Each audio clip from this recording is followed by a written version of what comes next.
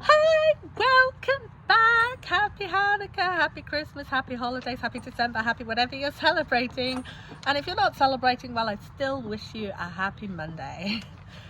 Today I'm coming to you with my wrap up for the Jinglebellathon, and unusually it was a 5-book TBR and I've read 4.5 of the books on the TBR, so my prompts are actually going to be like 4 and 5, but I am reading the last one. I'm not putting it back on the shelf for later.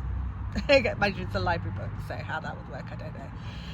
So Jinglebellathon is a Christmas, winter, holiday themed celebration of lights and coziness and eggnog and drinking hot chocolate by the fire with a cozy book and a blanket.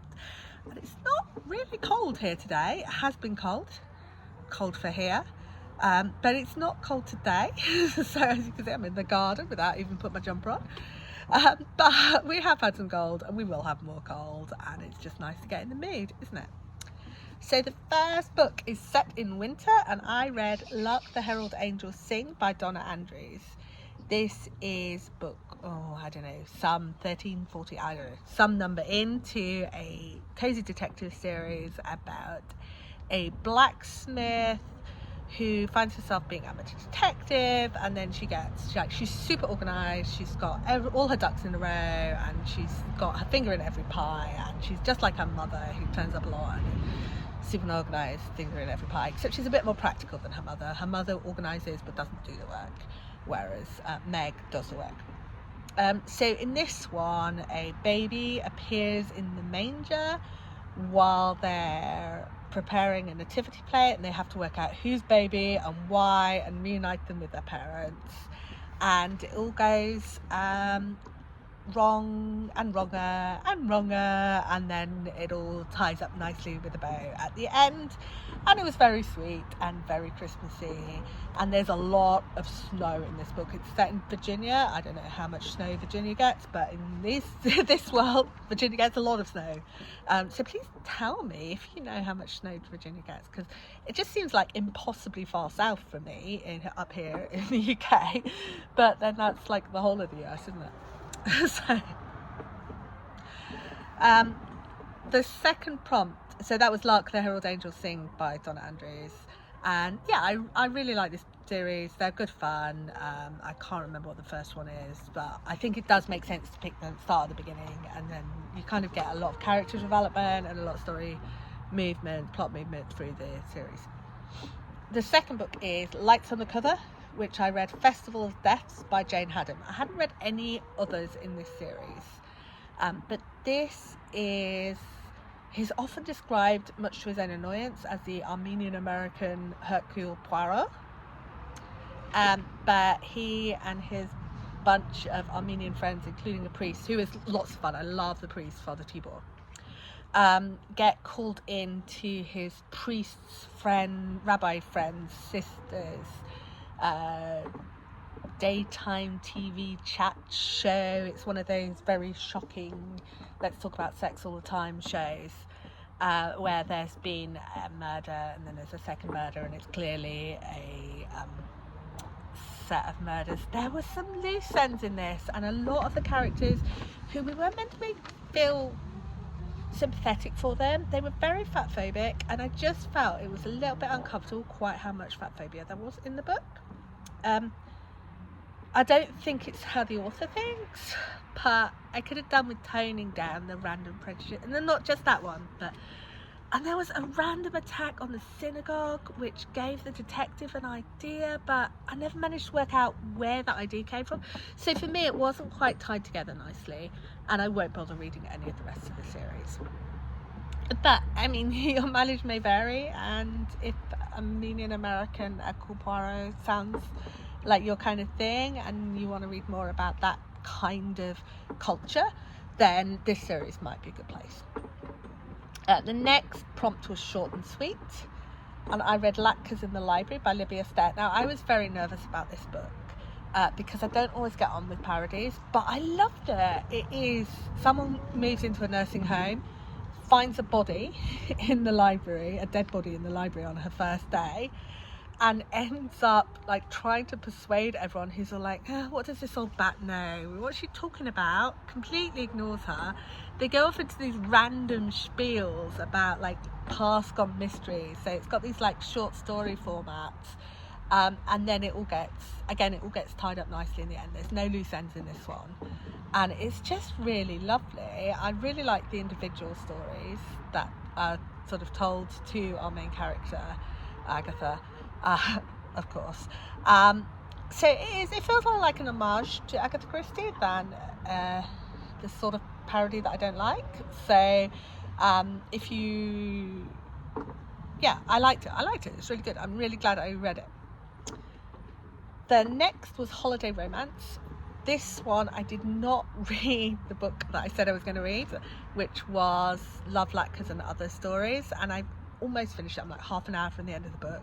And there's really not a lot of winter or Chanukah or anything in there. So I'm glad I read this one instead. I'm just sorry I didn't read it in time to put it in my Chanukah romances, because I really love this one. 8 Dates and Nights by Betsy Aldridge. And this is someone who goes to visit her long lost grandmother, not feeling very positive about visiting the grandmother, and then gets snowed in, and she meets a boy who is like, yeah, I know you don't like Chanukah, but I'm going to teach you the meaning of Chanukah. And unusually the protagonist is more inclined to act Jewish than the grandmother. So she's got all her like, but I want to tell people I don't celebrate Christmas. I want to show what I'm like. And you've got this very small Jewish community that is just holding itself together through the cafe where our main character's dad used to work and where the cute boy works. And she ends up working there, and he shows her the magic of Chanukah, and they kind of fall in love over the 8 nights, which, is to be expected. And again, it's got a really lovely ending, and she grows. She's very, very anxious and finding it very, very difficult when she gets there. But actually she really grows and learns to manage her anxiety over the course of the book, but not in an inappropriate way. It feels really believable. So yeah, I really, really love this book, and I wish I'd read it in time to put it in the last video. And my fifth book for Jinglebellathon is featuring baking. It's Death by Eggnog by Alex Erickson, which is it's a cafe bookshop based detective series in which the main character both bakes a lot of cookies and eats a lot of cookies. She tends to put her cookie in her coffee instead of milk and sugar, which absolutely works much better than I was expecting. I gave it a try once. I don't think I'll do that very often. Death by Eggnog.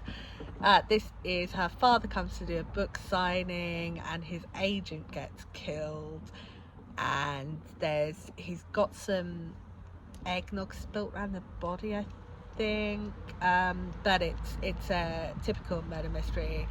And again, I found this one quite tightly written. I love her neighbours. I'm finding her romantic choices a bit annoying as the series goes on. There's quite a lot more emphasis on her romances than I would really choose, but this is like book 4 or something, and yeah, I like these series. They're not serious, they're not deep and meaningful, they're not high literature, but they're fun, and that's what they're meant to be, and they're cozy. So yeah, that's how I like it. As for the physical challenges, I can't even remember what they were. Read in your PJs and go look at some lights and send a card. I haven't sent any cards yet. I do intend to, but not during the course of the readathon. As you saw from my intro, I did look at some lights, and I'm sure I read in my PJs at some point, but probably not deliberately, and I can't even remember what the other things were. So I wasn't trying to do the physical challenges, just the reading the books, and I managed that. And the other book I read during the readathon, which was not for one of the prompts but could have been, was Ruth's First Christmas Tree by Ellie Griffiths. This is a free novella on Kindle, and it's just really sweet. It's Ruth wants her daughter to have a Christmas tree, and then there is some mystery, but it's mostly about Ruth getting a Christmas tree for her daughter and the cat ruining it and then her friends saving it. And it's short, it's sweet, it's not got a lot of mystery, and it's not got murder, it's not got anything like that, but it does have a bit of mystery in order to fit it into the series. It does advance the plot somewhat in terms of the series, in terms of the relationships between the characters, but I probably wouldn't bother reading it as a standalone. But if you get to book 4 of the Ruth Galloway series, and if you like mysteries, I definitely recommend the Ruth Galloway series by Ellie Griffiths. If you get there, then it's a nice thing to read between 4 and 5 probably, although I'm further on than that, to further the plot and to help better understand the relationship between the characters.